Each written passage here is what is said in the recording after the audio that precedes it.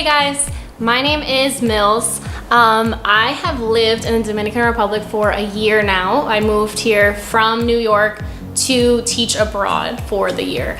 So before I moved, I planned on vlogging every day. I made a blog and I never posted anything. So finally I'm going to do something. I just wanted to make a video about some things that you should definitely ask before you accept a job teaching abroad.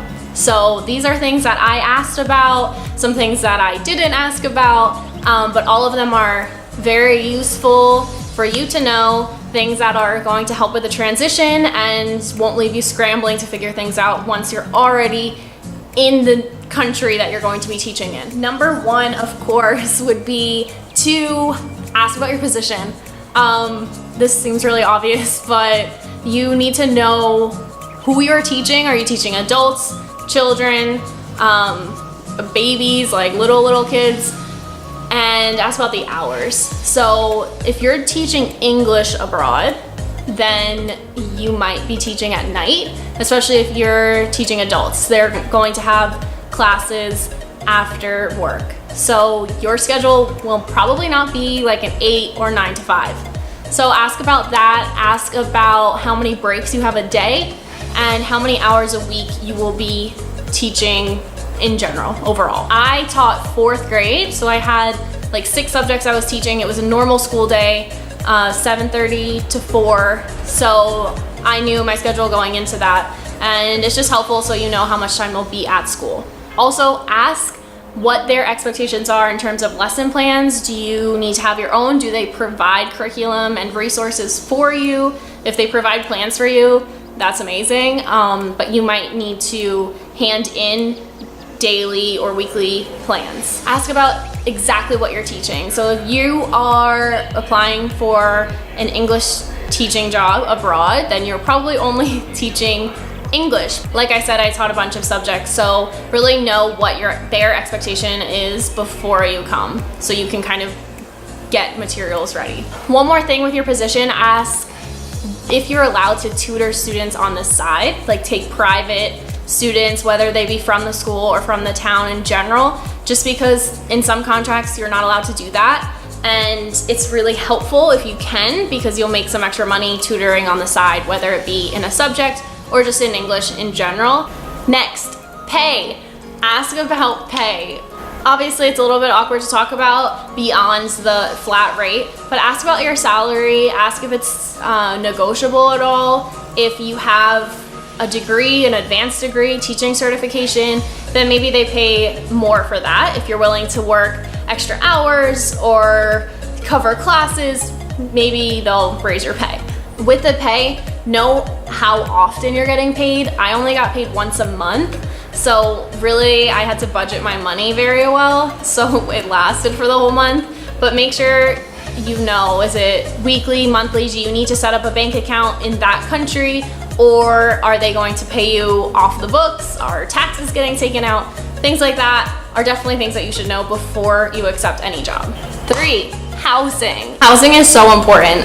You really want to know where you're going to live and where it is in proximity to the school. So for example, don't accept a job, or I wouldn't accept a job if the school is 2 hours away, even an hour away. So that's going to add to your probably already long day anyway. And if transportation is provided, or if you have to pay for it, maybe they have taxis or buses or trains, whatever it is, make sure you know so you can set money aside for that, and you'll just have an idea of what your commute will be like. Also with housing, ask if they can send you pictures. I did that. I found it really helpful just to get an idea of what the house looks like, what furniture it comes with, you know, normal things you want to know about a house.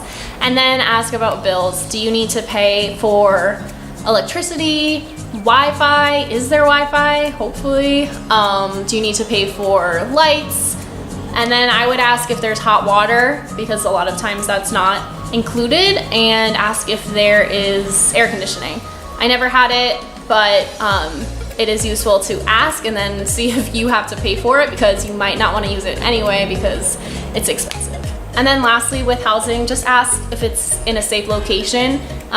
Maybe you can Google map it and look around on the street and whatnot. It's kind of hard to tell that way, but it might help you feel more secure if they tell you what kind of area it's in. Number 4, I would ask about vacation time / benefits / sick time. So how many vacations do you have? Is it a normal school calendar that I was used to from the States? So for example, we had Christmas break and spring break. It was pretty standard, but I have a friend in Thailand. Her year is from October to October, so she doesn't get Christmas break. Just something to know before you accept a job, so you can plan. Are you going to be able to go home and visit? Can you do some traveling while you're teaching? Hopefully. That's why a lot of people do it. How many sick days do you get a year? And then what happens if you go over them? Do you have to find your own coverage if you're out? That can be a challenge. And ask about insurance. You should know 100% if you have medical insurance, dental, vision, what's covered, what's not, accidentals, because you don't want to come to another country thinking you have insurance and you don't get it home and then you don't have anything and there's an accident. So get that figured out. The only other thing I would say about kind of those benefits is ask if meals are included, because some schools will provide breakfast and or lunch, and if so, that's amazing, but if not, you'll need to budget for food during the day as well. Number 5, ask about visa information. Most countries require you to get some sort of visa before you accept a job, before you come to the country. So ask the school, do they help you with that process? Do you need to do something? It's way easier if they kind of guide you and to have forms and whatnot that you need, rather than you trying to figure something out and then ending up getting the wrong type of visa and having to pay fees. About fees, if you don't have a visa and you're allowed to come and work, sometimes there's overstay fees in a country. If you stay more than like a month, 2 months, ask if the school pays for those fees at the airport when you leave. And then finally with visas, ask if they pay for flights. So do they provide your flight to and from the country when you complete your contract? Because that's something you should know. I'm really jealous of schools that pay for flights. Ask who your colleagues will be at the school. So are they locals? Are there other international teachers? Are there other teachers from your country specifically? That will just give you an idea of the community you're going to enter, if you might have a group there that would be easy to assimilate into. And some people just feel more comfortable if there's other international teachers at the school as well.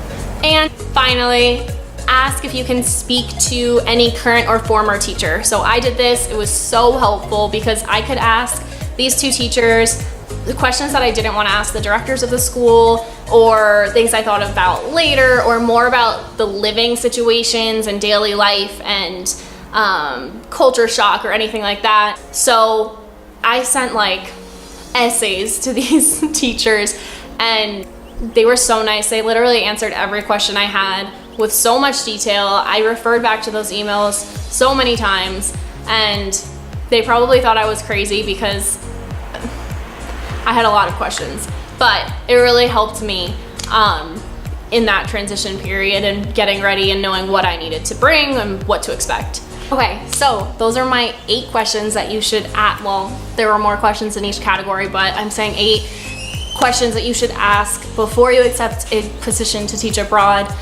Don't be shy or nervous to ask these questions and any other ones that you might have, because you need to feel comfortable accepting any job, let alone a job in another country that you're going to move and live in. So I hope that you found these helpful. If you have any other questions that you didn't ask and wish you did, or questions that you recommend that people ask during their interview, comment below so you can help someone else. And thanks for watching my first video. Bye.